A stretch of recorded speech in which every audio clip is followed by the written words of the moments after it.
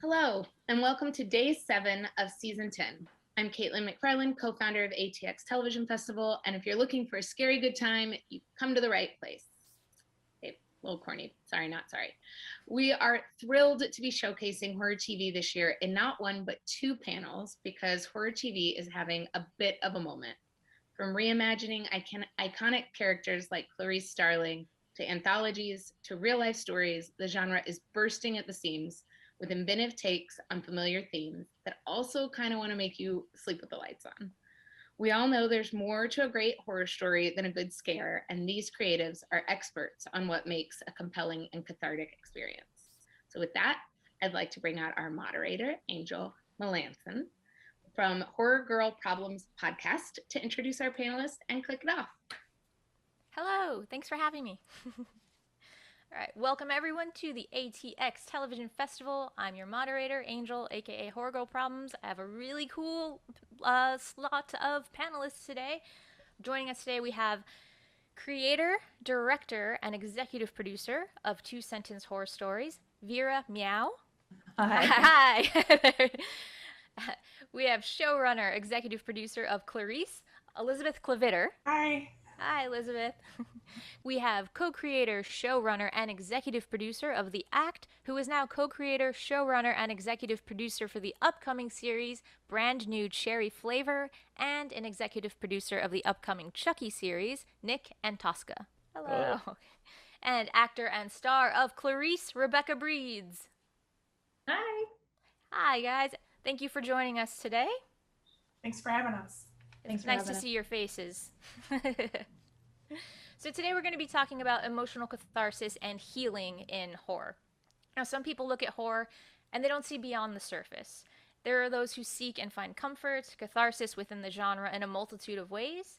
For any given story, there are as many interpretations and takeaways as there are people watching, and each of you plays with this in really interesting ways. Channel Zero has elements of childhood trauma manifesting in a physical form to cope, and it explores how that can carry over into childhood or into adulthood, from childhood into adulthood. Clarice delves into what makes this beloved character tick, the exploration of why she is the way that she is, this backstory of childhood trauma compounded with adulthood trauma, and how she copes or doesn't cope with that. And Two Sentence Horror Stories also takes trauma and gives it a physicality, the monsters that hunt us and haunt us. So you all very much play within this realm of deeply exploring grief and trauma. So what is it that most appeals to you about this intersection of horror, grief, and trauma? I mean, I think that, there's an assumption sometimes when people go through something painful that they might, react in an avoidant way. But I, in my experience, when somebody's gone through something painful, like we all have over the past year, or like we all have in our lives, it can actually be the opposite. And you want to immerse yourself. You want to, if you've lost someone, for example, you might want to read about death. You might want to steep yourself in topics on that subject. And so horror can be really cathartic. And that's one way I think that it can be a very healthy thing. So maybe in 2021, horror should be a public service, like parks and beaches. Like parks and beaches. I like that. Nice. I would, sort of piggybacking on what Nick was saying, I was trying to answer this question because I get asked it all the time, why horror? And I probably have a lot of different responses that everyone on the panel would talk about. But I think one of the things that I've been thinking about recently, especially when it comes to grief and trauma and loss, is perhaps a part of me thinks that the depth of those feelings are mythic in a certain kind of way, right? Like that we experience them, those feelings are so big, they're so deep that they actually, to me, almost feel supernatural. They don't feel, like a lot of folks watch drama because they want to explore the human condition. I also make horror because I want to explore the human condition, but I think I like the element of the mythic, of the supernatural, of the magical, to try to wrap my brain around the depth of the emotion. Maybe that's the license that genre gives me, because I am most grief in particular, grief and loneliness are sort of the emotional states that I spend a lot of time really honestly inspired by and really interested in exploring. And I find that horror gives you almost an infinite toolbox with which to approach it from a sensory and experiential position as opposed to a factual one, if that makes sense. Absolutely. Love I that. think for me, it's twofold. Like, so many people who love horror have the story of begging their parents to just be able to watch the scary thing. Like, please let me watch the scary thing on television. Please, can I have a book that's scarier? Like, I just want this experience of being scared. And I think in those moments, you don't, like, for me, it's so intrinsic. I was like, wow, how do I even talk about this? It's such a thing that I've lived with, like that desire to be scared and storytelling and to scare others, that it's hard to articulate what drives that. And then as a storyteller who is drawn to not just the scariest thing, but like, I guess, monsters, like, and particularly human monsters, or the humanness of the monsters we create. Like, I think that it's a really interesting way to investigate society and social justice issues. Like, what are these dark pieces that exist on a human level? Like, how do we explore them? When are they our neighbors? When are they ourselves? When are they our enemies? And how are all of those things, like, how do you find the commonality of all those things to accept that within our communities we are all, like, there's not a way to bifurcate. You don't just get to kick out the monsters because they're monsters. And I think that that's a necessary part of catharsis and healing on a societal level. That's how you really affect change, is to accept that the monsters among us are also ourselves. And how do we address that communally and move forward and affect change in our society? So I think it also has that piece of it. Rebecca, do you have anything to add to that? From an experiential level, I think humans enjoy playing out, like, outside the margins. I think we can play with light, and we like to play with darkness as well, because we like to explore it.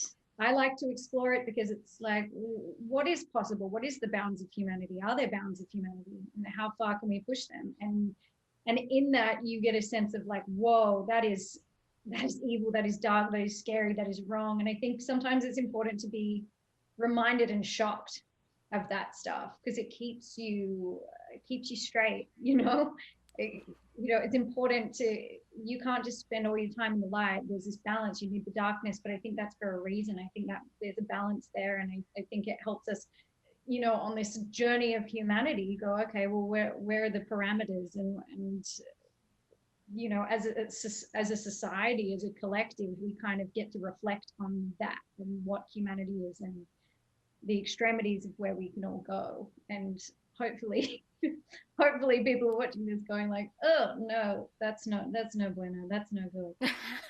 Definitely don't go there. Maybe we push more here. Here's a nice spot to sit in. I think it's just an important part of exploring humanity. A bit of a mirror, but in a safe way, to be able to sit back and kind of examine it. All right. So in terms of cathartic horror, what spoke to each of you as a fan? Like, going back before creating this as a viewer, what are some things like cathartic horror that spoke to you? Yeah, I mean, it's like the obvious things, of course, right? I mean, I'll just take a couple of, like, The Shining, for example. It's powerful. Off of what everybody was saying, horror can, manifest the depth of feeling that we have about real world horrors, right? Like, so, there's a million movies to be made about an abusive father who's an alcoholic, but The Shining is seeing it through a horror lens and expressing that terror in a way that you couldn't if it was literal. So, like, The Shining to me when I was a kid was that Night of the Living Dead were the things that made me want to make horror. I went through a phase when I was really questioning, kind of when I was, I guess, working through my own childhood trauma, where I was really questioning. I had a lot of questions, Like I even was questioning what the questions were. And I found myself watching Rosemary's Baby every night, like every night. And if I woke up in the middle of the night, I would go and I would watch Rosemary's Baby. And there was this sense that there was some answer in it. Like if I could just find the key, the right key in the right hole, that I would be able to unravel it all. And just like, I feel like there's also a seeking, like a mystery seeking to this experience of terror, like especially like to my mind when you're playing with supernatural horror. I think I probably have a lot of the same. Rosemary's Baby, The Shining, you know, for me, the book, which I read very young, was Stephen King and Clive Barker books at 12 is a lot, and I loved it. Texas Chainsaw Massacre traumatized me. I watched it alone, as a kid, and it was like I have PTSD, frankly. Like I can't really get back into it now. Brings a lot back, but I feel like I want to answer the question with something a little bit later, which was The Orphanage, which in terms of emotional catharsis, I was so swept away on like tidal waves of grief, and when the resolution and you find out what happened at the end, which I won't say for anyone who hasn't seen The Orphanage, please immediately go out and see The Orphanage. It's just an incredible piece of storytelling. But when you find out what actually happened, I could physically feel my heart break. And I think that was this moment where I was just sort of emotionally destroyed and also lifted at the end of that film. And I think that was one of the really, out of many experiences and loves of horror my whole life, that was one of the moments that I really consciously felt like the power of the genre, the power of filmmaking to really speak, again, it's sort of that ineffable thing about grief and about emotion that you just can't approach factually. You just can't approach, and at least for me, satisfactorily. That movie really, it got to something that I don't have words to express in terms of emotional feeling. Mhm. Yeah. I almost talked about The Orphanage as well. There, like, and it just is such a lyrical, beautiful film. Yes. Like the filmmaker is so present. Yes. And this story is just so gentle and cathartic. Like It Dance is. in the Dark, I think is the only other movie that like just destroyed me. Like The Orphanage was, I watched it at home. Like I remember, I can viscerally feel all of the experience of watching it. Like it was daylight, it was the blue couch, and just sobbing for hours afterwards. It was so Like it was so beautiful and so tragic, and I think it hit both notes so profoundly. And to this day, I can also, Elizabeth, remember what I like watching it, and just I couldn't breathe through this crush of emotion in my chest. And again, I don't quite know how to analyze it. I'm not a mother, yet it gave me something that I didn't have on my own, but I could feel, if that makes sense, without words. I love, as soon as you said The Orphanage, like I just saw like everybody's heads like, yes. Like, That movie, man. hell yes, like destruction. Can I ask you, when you were like freaked out by Texas Chainsaw Massacre, was there ever a point where it started to seem comedic, or was it always fully horrifying? I might have been too young to really pick up the humor. And I do say this a lot, like I'm a child of Chinese immigrants, like raised in a really sort of contradictorily like overprotective home that was also, I was a latchkey kid because my parents worked all the time. So I was both like completely suffocated by, protective immigrant parents and completely let loose, which is why I watched Texas Chainsaw Massacre and I Spit on Your Grave by myself, like at 12 or 13. I mean, it was stupid, right? So I think some of the humor might have been lost on me, Nick. And I think it really spoke in a way that I don't think it was meant to, because I'm not white.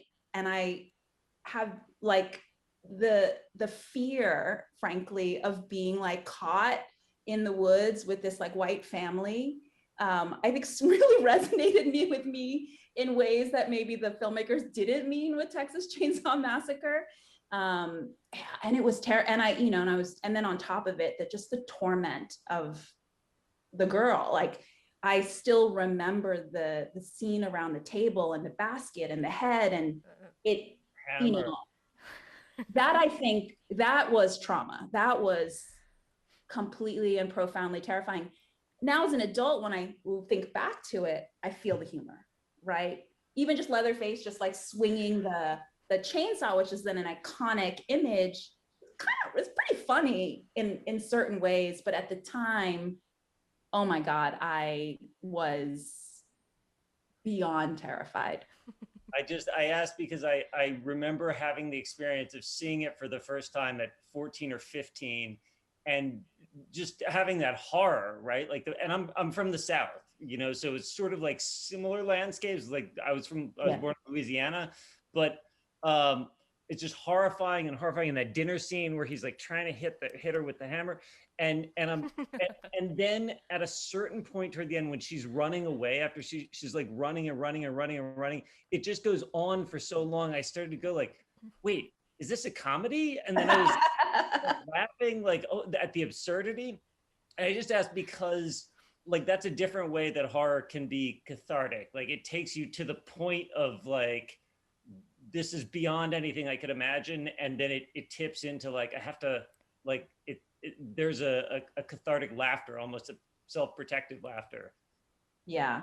I think that's, I think that's actually really very true. And even for me, from the perspective of being a person of color watching this story, I can look at it now and also look at, it's almost satirical, the absurdity of this particular kind of trope.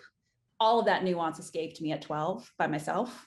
Just, that was probably a bad move in my history.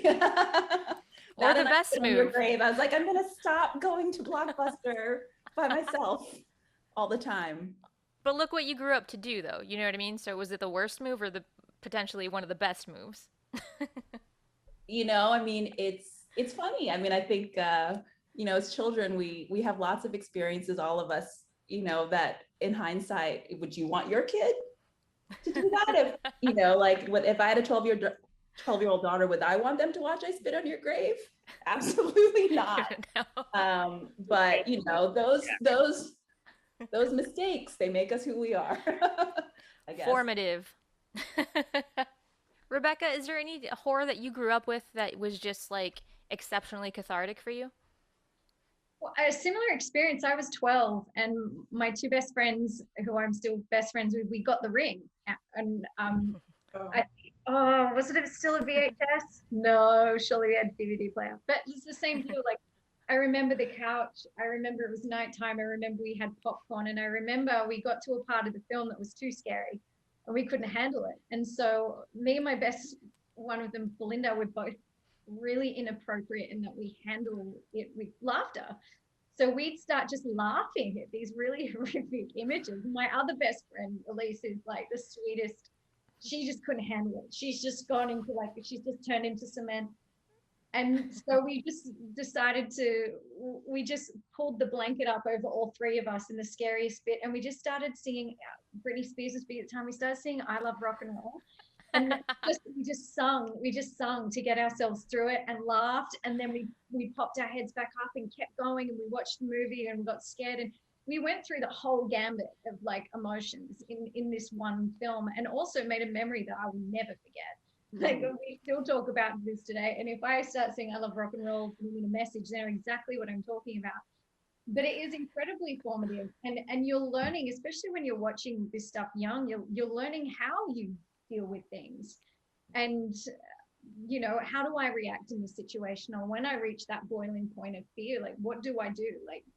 And we're kind of, it's like a safe playground to test the bounds of our humanity specifically, because everyone's going to react differently to things. So it's a safe place to explore parts of ourselves that we may not be able to, outside of a very real and horrific experience that hopefully, you don't have to have. So yeah, it's kind of like getting to explore your humanity in a whole nother way. But also the way it does bring you together. Like we had this experience together because of horror. We've watched so many movies together, you know, but I don't have many that I'm like, this one was really memorable because of this. Like that was the one that I'm like, oh, we'll remember that night for the rest of our lives. So it is a very powerful genre for many different reasons. But yeah, it really brought us together, and we, you know, we had an amazing experience together, even though we were freaking out. And then we pop back out again, and then you have this amazing sense of like, we did it.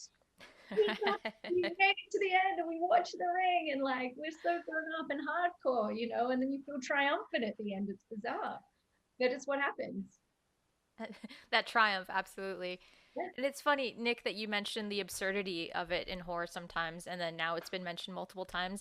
Even if it's not absurd, the laughter that can come with it, because it's like you get to just like such a point, I think, of just like absolute fear that you're in a frenzy, and it's like your body doesn't even know what to do, and what can you do? You just laugh, and it's like the weirdest response. Yeah, you can have that experience in, you know, writers' rooms too, when you're kind of throwing out the horror ideas.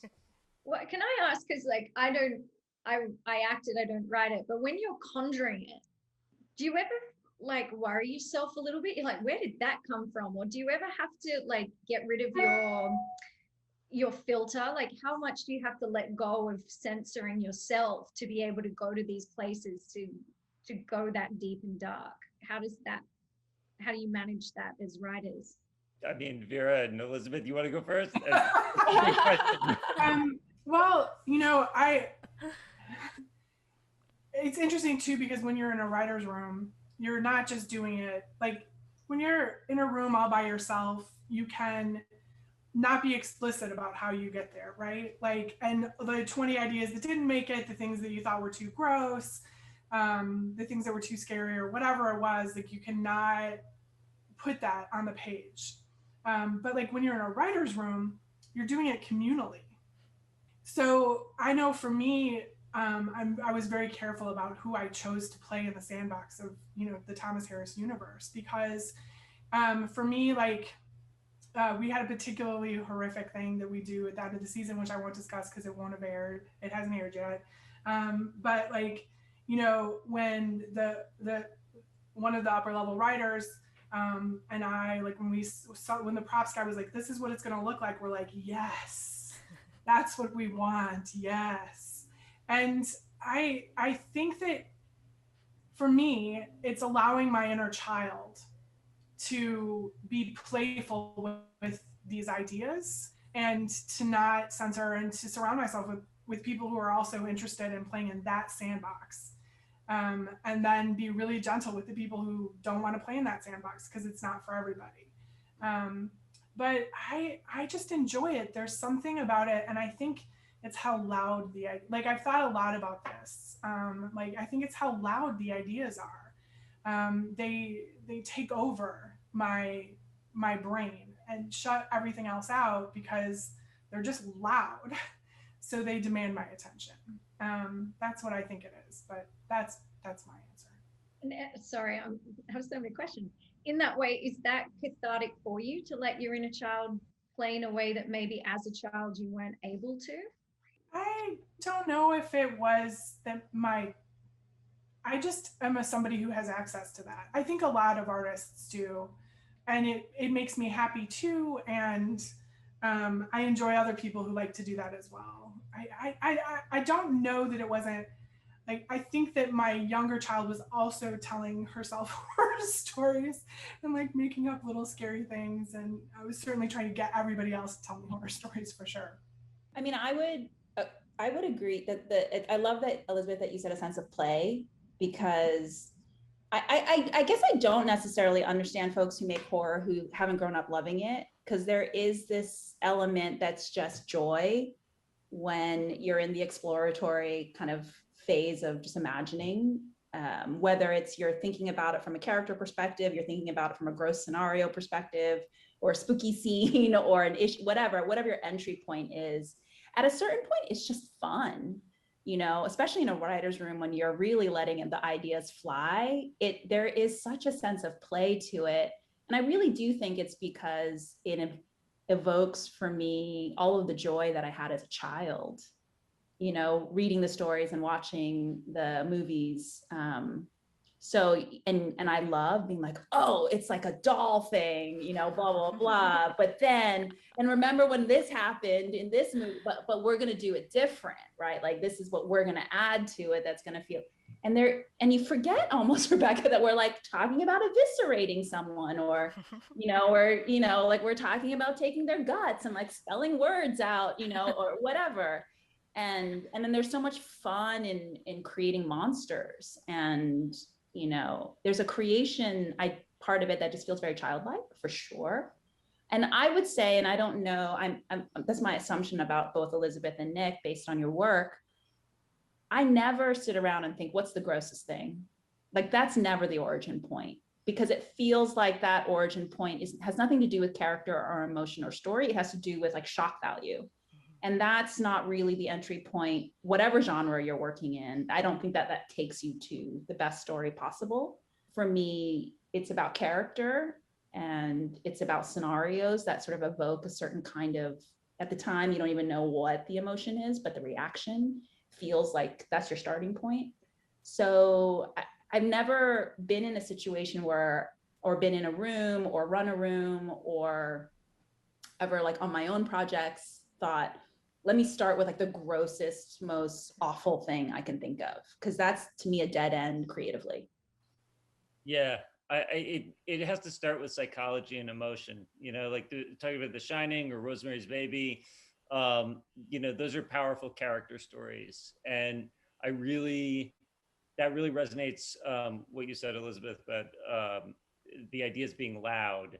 I mean, for me, it's like that, but it's weirdly a horror idea or a supernatural idea or whatever often feels more true. Like if I'm trying to get to a character truth or a psychological truth, the horror version of that is the metaphor for that somehow feels more real to me than the traditional kind of chamber piece or whatever. You think about a couple and their marriage and how in a marriage or a relationship you have to sort of embrace each other's demons and confront each other's demons together. Well, if it's a literal demon or like a killer clown, somehow that feels more to me. And also, Elizabeth, I'm having flashbacks to Hannibal when you're talking about the gross props and the to Thomas Harris world. It's a fun and inspiring and very disturbing playground. It is. And also it is so much fun, like what you were saying, Elizabeth, when you actually create a monster and then you see the execution. Right. While I honestly, like, I have to pinch myself all the time that this is what I get to do for a living, dream up stories that I would love as a kid, and as an adult, and then use like the magic of this industry to make them come into being. It's so funny. My parents are always like, Vera, why? But I can't explain to them what it's like. You're on set and the monster works and the squib goes and like the squish and the slime happens, and God, it's so much fun. And the light hits it this way. And it just is like, it is so much fun in a way that I think I'm just assuming folks who would be paying attention to this panel can understand, on a gut level, more so than an intellectual level. I think it's so much fun. I think it's also terrifying too. I'm always afraid that like the stuff that we put on the page or that like it's going to look lame or, it's going to look bad. Like there's so little time and, less money. And then you're like, is this going to be awesome? And then it's so gratifying and so exciting to see somebody bring it to life, whether it's technicians or an actor in a suit or whatever it is. Like when they make that work, it's amazing. Well, I'm a director. And so I was literally just directing an episode a couple of weeks ago, and I was standing at the monitor with my DP, and we were just in that zone of like, oh my God, this practical is not going to work. Oh my God, oh my God, the animatronic is falling apart. Does this have to go VFX? And we're standing there, and I was just not even looking at, we're just both watching the monitor. I go, what would it be like to direct a drama? Right? Because it's like, what would without having to deal with practicals and gags and special effects and makeup and VFX and like, what would it be like to be able to execute a story without, I mean, I love all of it, but I literally was just like, what would this be like? Hours of the day, not lost in trying to get that practical effect to work or that makeup to actually not look fake. I imagine you would just not light up about it the way that you just lit up when you're talking about the alchemy of everything working together, and like all of your eyes just went bing, and I just see like bright eyes across the screen of like, yes, yes, yes, of that magic when it does work. And I guess that's the behind the scenes horror for you guys. You write something and you can see it in your head and you're like, yeah, okay, that's scary. And then, okay, but how do we bring that physically to life and how do we translate that to an audience? So I imagine there's an element of horror not knowing if that's going to work. I mean, that line between, like good makeup, scary, bad makeup, hilarious. like that, I also love bad horror. Like I don't only love good horror. Like I love it all. And I love the ones that I laugh at. And I would argue but you don't, if you're out for excellence, you really don't want it to be funny in that way. So that is scary. And in order to be as scary as you possibly can be, you really have to walk that line. And test the waters kind of on either side, and then do it again in that editing room. And on a TV schedule, it's, it can be really intense. It can be really, you're like, you all know, like producing a TV and TV horror with prosthetics and all the stuff, and it's like, it is a constant process of compromise and, improvisation and all that stuff. But when it works, it's, it just feels like you really got away with something. It's amazing. Yeah, and performance really comes into it. We make these fantastic, in the traditional sense of the word, like these fantastic moments. And then if the actors don't come and bring a true grounded, like find a way to root these things in their characters, particularly villains, I think, who you want them to be unique and interesting and delicious, but also real and grounded. So I have so much respect for Rebecca and all of the people who we ask to be in these fantastic situations who find a way to ground it and make it real. And yeah, there's Elizabeth. a lot of leap of faith and trust, right? Like it's, you just have to like trust your director and your actors so much, and they have to trust each other and you, and it's scary. I love that you used the word delicious in reference to villains when you're coming from a cannibalistic world. It's a nice choice of words. So back to what you're talking about, Nick, when you mentioned working on a schedule for a TV show. Now there's obviously a pacing difference. It's just as storytelling as well when you're telling a story in 20 minutes or telling a story over 6 hours in one season. So what are some of the things that you guys enjoy about storytelling and character arcs within those parameters? And do you have a preference? I love the long arc. So television is a really special medium for me, thinking in seasons and multitudes of seasons. Like if we lay this groundwork in season 1, where does that give us story in season 5, season 3, season 2? I just happen to come from shows who've had success in long term, so I enjoy that thought of laying story early. I love how deep you can go with character, and how nuanced and how much the audience wants a relationship that is deep and nuanced and intimate with the characters when they show up to television. Like people are coming into their living rooms. That's really special to me. And I think my favorite form of storytelling for sure. Piggybacking off that, Elizabeth, like getting to do it with you in terms of healing and catharsis through horror, we saw The Silence of the Lambs. It was a movie and it was a week or whatever in Clarice's life. And if anything, for me, the movie is the trigger for her deeper trauma. And we needed at least these 13 episodes to start to truthfully go on a journey with a real human, with a strong human, who was triggered by the monsters that she met in her external environment to make her have to start to confront the monsters in her internal environment, her repressed trauma.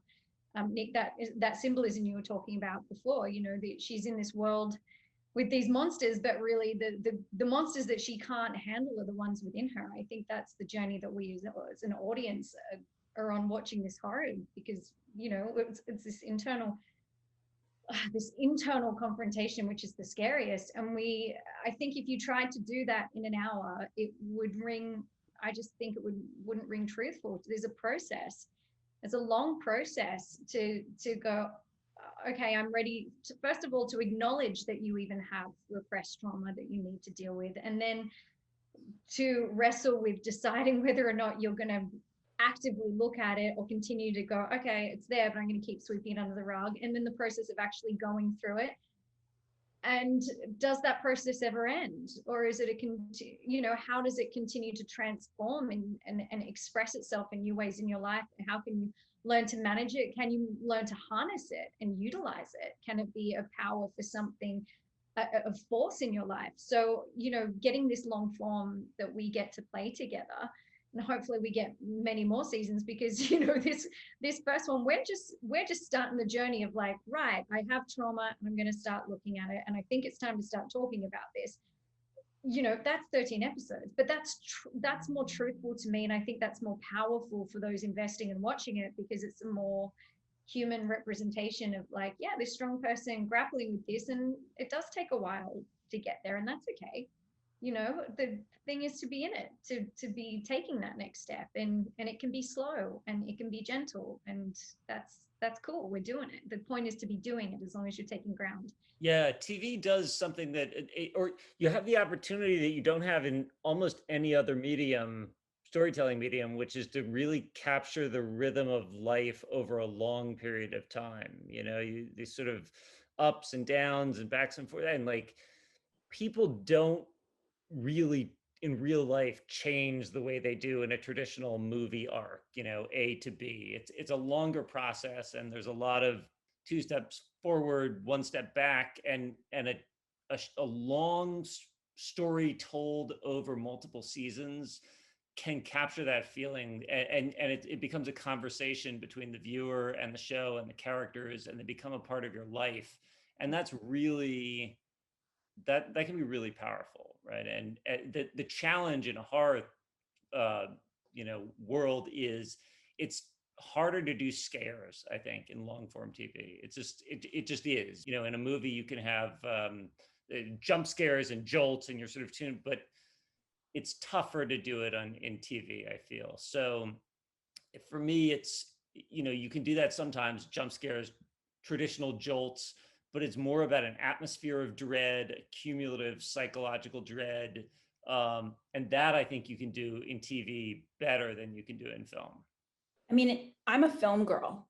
I will be honest that I'm like, how am I in television? How do I have 4 seasons of a television show? How have I worked on multiple other television shows? How did this happen? You know, because my medium is film, actually.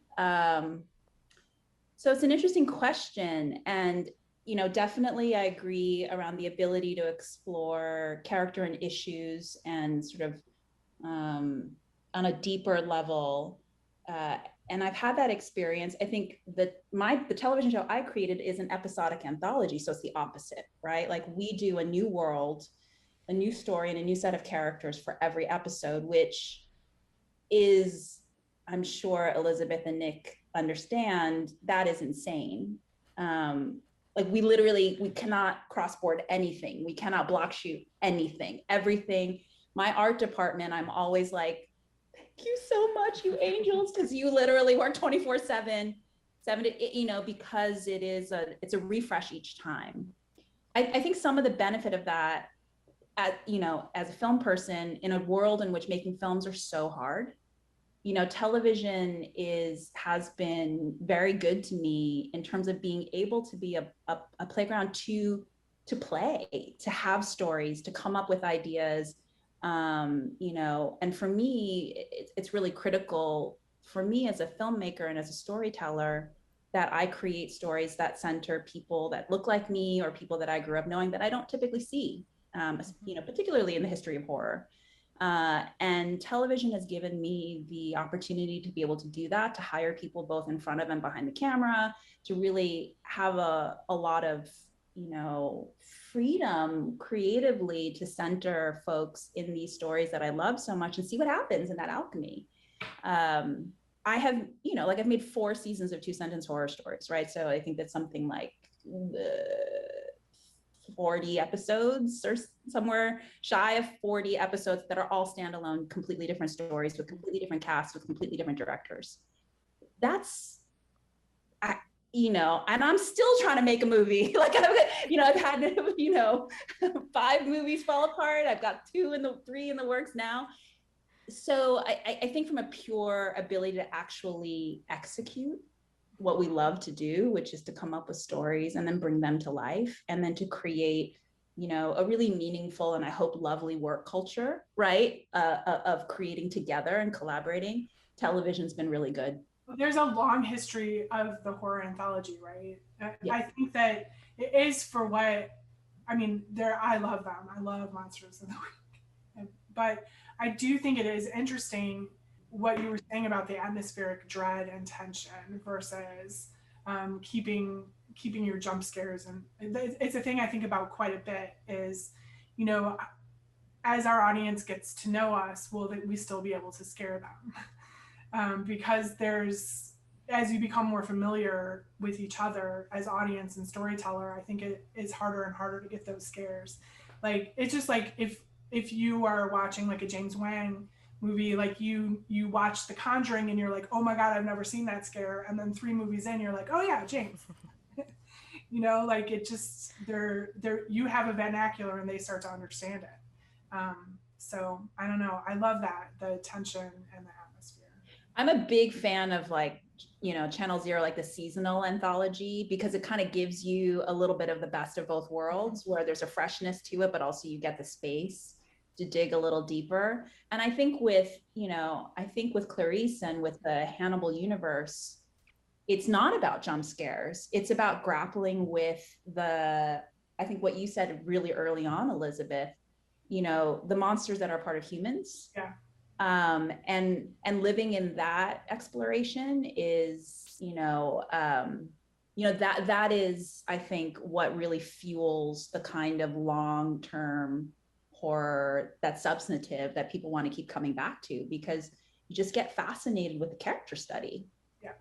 And the characters are doing horrifying things, and they're imagining horrifying things, or they're toying with our certainty that they're about to do something horrifying. And it's that anticipation that kind of drives. And I would love, frankly, to do a version of 2-sentence horror stories that gave me a little bit more ability time-wise, literally to draw out dread and anticipation and tension. Like, I really hear what Nick is saying about how hard it is to execute scares in television. And let me tell you, you get 20 minutes, 45 seconds, that's with commercial breaks. I struggle with that all the time. I think it's funny because sometimes, and it's a little chip on my shoulder, I think people sometimes disrespect horror as if it's not an art form or it's a lower art form. I just think, like any art form, there's good and there's bad, right? Like, and there's people finding their way along the process. But at the end of the day, I think television, something like Clarice, something like Hannibal, really indicates how much horror needs to be an effective character study for it to work. You guys, we got to wrap it up. That's about all we have time for. I could talk to you for another 3 hours about this stuff, though. This is really awesome. So thank you guys so much for all of this. This was amazing. It was wonderful to have you all. Great Thank you so much. conversation, guys. Thanks. Thank you so much.